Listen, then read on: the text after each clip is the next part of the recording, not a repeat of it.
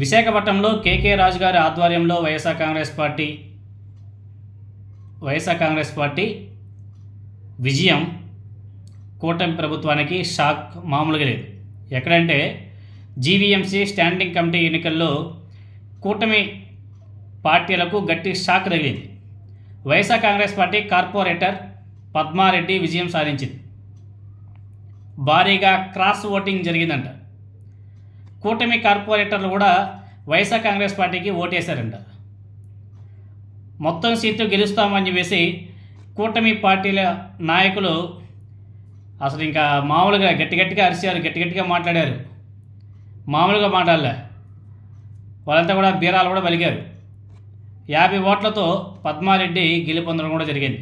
YSR Congress party నాయకులు party పిఠాయింపు కార్పొరేటర్లను ఓటింగ్కు వాడుకున్నా కానీ కూటమి పార్టీలకు భంగపాటు తప్పలేదు. అదేవిధంగా కార్పొరేటర్ పద్మారెడ్డి ఆమె మాట్లాడుతూ, తనకు ఓటు వేసిన 50 మంది కార్పొరేటర్లకు ధన్యవాదాలు. బీసీ సామాజిక వర్గానికి చెందిన మహిళలను మార్చాలనే బాధ కార్పొరేటర్లో ఉంది. గతంలో స్టాండింగ్ ఎన్నికలకు ఎక్కడా డబ్బులు ఖర్చు చేయలేదు. ఇప్పుడు కూటమి క్యాంప్ రాజకీయాలకు తెరలేపింది.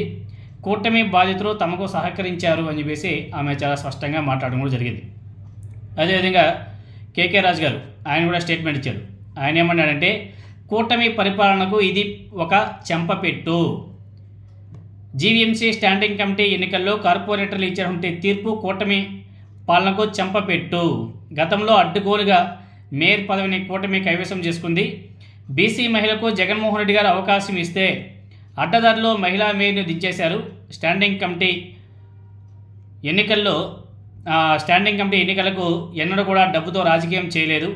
స్టాండింగ్ కమిటీ ఎన్నికల్లో కూడా క్యాంప్ రాజకీయం చేశారు కూటమి పార్టీ నాయకులు. వైఎస్ఆర్ కాంగ్రెస్ పార్టీకి ఉన్నటువంటి బలం 32 మంది కార్పొరేటర్లు. వైఎస్ఆర్ కాంగ్రెస్ పార్టీ తరఫున పోటీ చేసిన అందరికీ 32 ఓట్ల కంటే అధికంగా వచ్చాయి అని చెప్పేసి ఆయన స్టేట్మెంట్ ఇచ్చాడు. అదేవిధంగా 50 ఓట్లతో ఒక స్టాండింగ్ కమిటీ సీటు గెలిచాం. కూటమి కార్పొరేటర్లు కూడా వైఎస్ఆర్ కాంగ్రెస్ పార్టీకి ఓటు వేశారు. ఇప్పటికైనా సరే చంద్రబాబు నాయుడు గారు కళ్ళు తెరవాలి.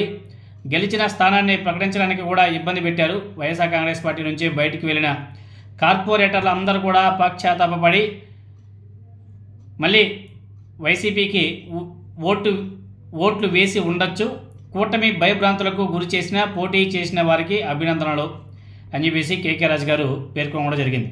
ఇది కేకే రాజు గారి ఆధ్వర్యంలో జరిగినటువంటి ఎన్నిక.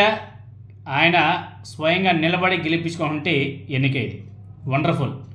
ఇలాంటి గెలుపు ఇంకా చాలా చూడాలా అనేసి వైసీపీ వాళ్ళు అనుకుంటున్నారు. అదేవిధంగా ఇప్పుడు పులివెందులలో కూడా జెడ్పీటీసీ ఎన్నికలు జరగబోతున్నాయి. అక్కడ ఏ విధంగా రచ్చ నడుస్తుందో కూడా మనం చూస్తున్నాం. అక్కడ కూడా వైసీపీ గెలవాలని చెప్పేసి వైసీపీ నాయకులందరూ కూడా కోరుకుంటున్నారు. ఎందుకంటే ఈ ఎన్నికలు మాత్రం, ఈ పులివెందులో జరిగే జెడ్పీటీసీ ఎన్నికలు మాత్రం చాలా ప్రెస్టీజియస్. అదేవిధంగా మరి పులివెందుల ప్రజలు ఏ విధంగా తీర్పిస్తారనేది చూడాలి. ఎందుకంటే పులివెందుల ప్రజలు రాజకీయంగా బాగా అవేర్నెస్ కలిగి ఉంటే ప్రజల వాళ్ళు.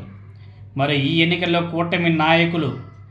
కూటమి పార్టీల నాయకులు, కార్యకర్తలు అందరూ కూడా పులివెందులోని మొత్తం కూడా కబ్జా చేశారు. మొత్తం అసలు ఇంకా కమ్మేశారు అంతే.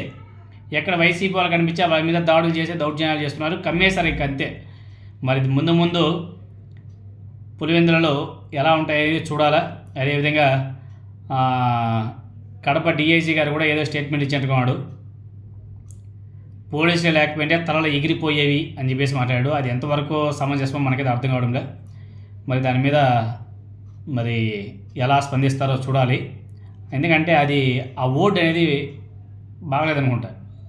మేము లేకపోయి ఉంటే తలలు ఎగిరిపోయేవి అని చెప్పేసి మాట్లాడాడు. అది మరి ఎంతవరకు సమంజసమో ఏమో మరి ఆయన చూడాలి. అదేవిధంగా చూద్దాం. ముందు మొత్తానికైతే కేకే రాజు గారి ఆధ్వర్యంలో విశాఖపట్నంలో మొట్టమొదటి విజయం స్టార్ట్ అయింది. ఇలా ముందు కూడా విజయాలు చాలా రావాలని చెప్పేసి వైసీపీ నాయకులంతా కూడా కోరుకుంటున్నారు.